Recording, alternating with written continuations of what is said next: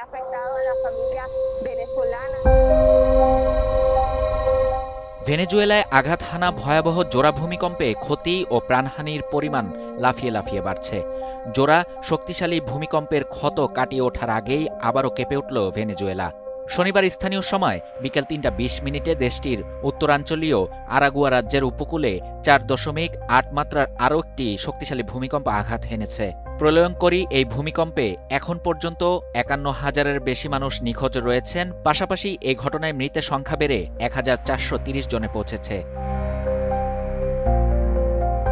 ইউরোপীয় মেডিটেরিনিয়ান seismological centre জানিয়েছে, নতুন এই কম্পনটির উৎপত্তিস্থল ছিল রাজধানী কারাকাস থেকে প্রায় ৭০ কিলোমিটার পশ্চিমে।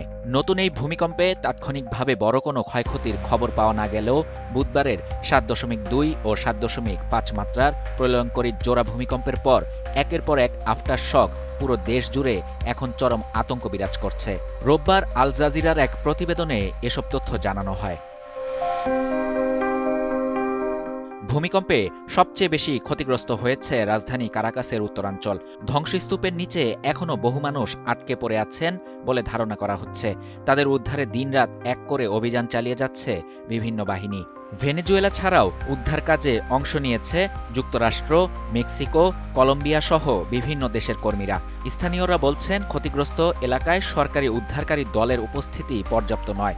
অন্যদিকে সরকার ব্যাপক তৎপরতার দাবি করেছে। শাহরিয়ার শাফাত, বাংলা নিউজ 24।